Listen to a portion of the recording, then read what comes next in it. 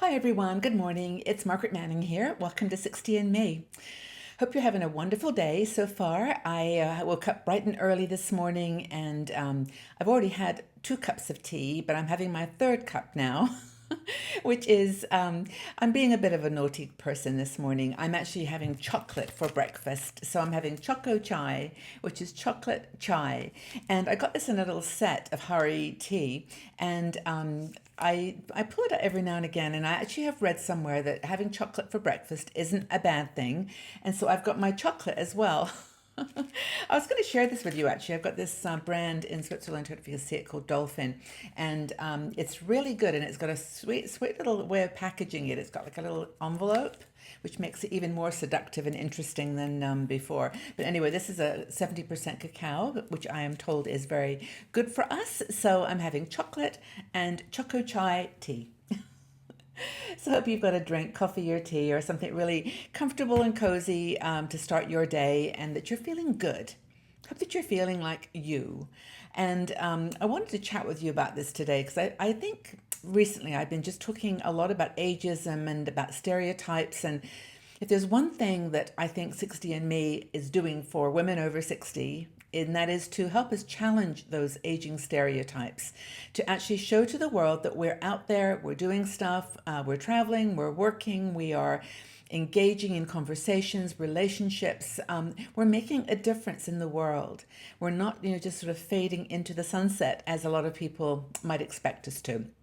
But anyway, we talk about all kinds of things here on 60 and Me, but today I'm going to talk about fashion because I think that is one of the areas that we really do come up against a lot of stereotypes.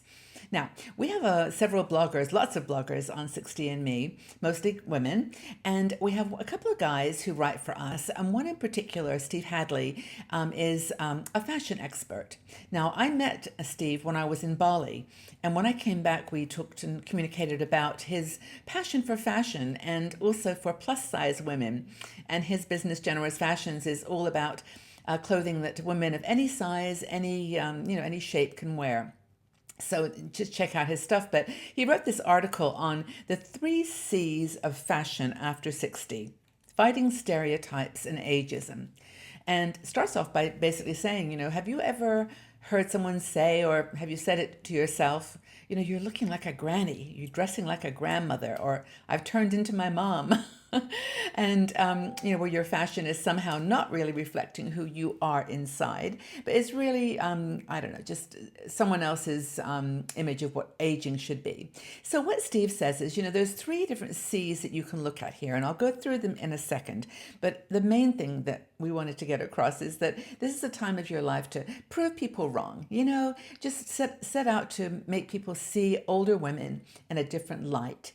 And the very first thing that Steve recommends that we think about with the first C that is going to help us fight off these stigmas of ageism is confidence. Have confidence about the clothes that you wear. Don't be embarrassed to wear something that you might feel is a little young or, maybe isn't appropriate. As long as you feel comfortable in it and you feel, confident and ready to face the world, then go for it. Wear that little black dress. That maybe it's got a little bit of a scoop neck. Who cares? It's really important that you wear what you feel reflects your personality and just says who you are. Feel you want how you feel on the inside to shine on the outside in the clothes that you wear. And I think it's really important to understand that confidence comes from our thoughts. The way that we think about ourselves, the way we think about the way we look, that's what's going to project into the world. So stand up, take a deep breath, and just go for it. Wear clothes that you enjoy. Now, I was actually recently on a cruise, Fred Olsen cruise, as you may remember, and one thing that really I sort of was woken up to was that even I was being really more conservative than I needed to be with my clothes. When I packed the classic, pants and T-shirts and couple of dresses, but we had a formal night on the boat and on the ship. I must say ship, and it was amazing. I mean, women of all ages, a lot of them over 60, 65, were wearing the most exotically beautiful dresses. I mean, it was truly a dress-up night. Now, I was wearing a very nice gray dress, which is very pretty with my pearl necklaces and some jewelry. And I felt very, I felt made up and I felt good. But when I looked around, I thought, wow, I could have pushed this a little bit more. It didn't really, the rules weren't there. And it's nice to dress up. It's nice to put on something that's a bit lacy or, it's got an interesting edge to it. Why not? And maybe if you go on cruises, you have taken this opportunity to do that. I definitely will in the future. Trust me. So I think it's really important to, when you look at someone, you say, wow, doesn't she look great? You'll notice that it's her look. It's the way she holds her head up high, the way that she walks into the room, takes a look around, and is just there, present.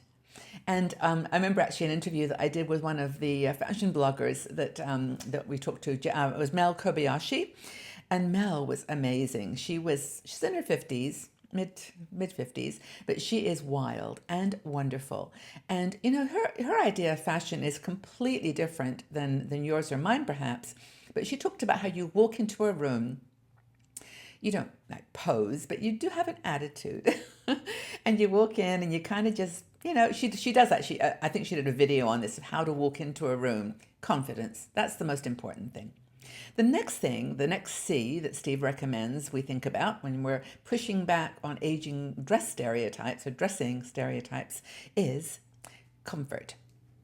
We have got to be comfortable. I mean, there's no point in wearing clothing that's not that you can't feel good in comfortable and uncomfortable clothing. So wear clothes that are comfortable. And truthfully, if you don't like to wear little black dresses or you don't even like to wear dresses anymore, then just wear something that is, that is making you feel like you. That's the most important thing. I mean, there are some fabrics like the slinky fabrics and the bodycon stuff that, may just be a little bit too clingy or a little too confining. But, I have some dresses, I should actually show them at some point, some phase 8 clothes. And I bought these years ago and they still fit me. And I really, really love them because they tend to be clothes that have a waist. They do a lot of, is it ruching, they call it, like, gathering around the waist so that their dresses have a shape that comes into your waist and then your hips are accented if you've got a little bit more hips than you did before. And so there's certain dress lines, maybe some, you can make some recommendations that really do embrace the feminine body. And they don't use bodycon, but it's a very tight jersey so that when you wear it, it fits comfy against your skin, but the dresses are normally lined, which gives you that extra support and sense of like you're not, you're just more put together. That's me. That's my phase 8 mode. But show off your curves and remember, have confidence with that comfort. Now, of course, I mentioned that Steve does clothing for plus size women, so he's a big fan of making sure clothes are comfortable. But hey, go for a bit of tight, go for a bit of clinging. It's okay. And as we've talked about 1,000 times before, no one's judging anymore. No one ever really was judging. We thought they were, but they're not. So anyway, look for clothes that bring out the positive in your figure. Highlight the positive and embrace your flaws. That's the secret. Last and not least, though, is color. The last C. Color is so important. We all have our favorite color, and sometimes that color isn't always the one that looks best on us.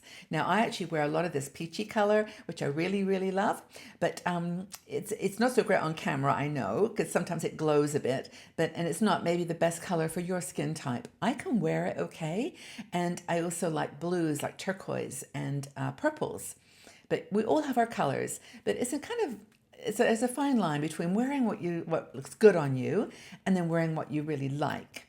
So one secret that I often use is I dress in a nice color that's going to suit me, and then I buy a scarf or something really cool in a flashy color that is just going to accent my sparkle in my eyes and make me feel a little bit more, just a bit more put together. So go for color contrasts. And I was just actually, where was I? In Zara. And they've got these beautiful little neck scarves that you can get now. They're quite reasonable price, but they're the perfect accent to a dress that maybe is a more simple, straightforward color combination. We always try to, I think, avoid things that are going to be clashing, but I've seen women wear stripes and florals and look really cool together. But again, it's the colors that that really resonate with your personality. I think it's super important to do that. And there's nothing wrong with adding some sparkle. I have a couple of scarves that are super sparkly, and I'm telling you, every time I wear them, I get compliments because people are drawn to sparkle. I actually was just knitting a scarf the other day too that's got sparkles. So I think there's something about the sparkle that people might think, "Oh, I wouldn't wear that," but gosh, that looks cute on her. And that's the secret, really. Just have comfort as a priority if you're feeling a little bit hesitant, but then pull in color and use it. Use it well, and that gives you, I think, those two things together give you the confidence. So it's kind of like a circle: color, confidence, and comfort. Three things that really make your fashion work for you. And then, hey, at the same time, you're saying to the world, I'm a beautiful, passionate, vibrant woman who's living life, and I'm just enjoying my clothes, enjoying my fashion, and enjoying life. So that's the thing. Don't buy into the stereotypes. Have fun with clothes. Do you agree? I'd love to get your feedback on this. Do you have a favorite item of clothing that you wear that always makes you feel good and confident? Tell us about it. You can share. Put your comments in the section below, and let's have a conversation, have a dialogue about your fashion preferences and what makes you feel confident, and we'll all join the conversation and have fun about this one. Okay, everyone. Well, thank you for being here. Thank you very much for your energy, your time, your great engagement. I'm just always so thrilled to read your comments and just love you being here. And I love being here for you. So from my heart to you, take care, have a wonderful day, and we'll see you all again really soon. Bye-bye for now.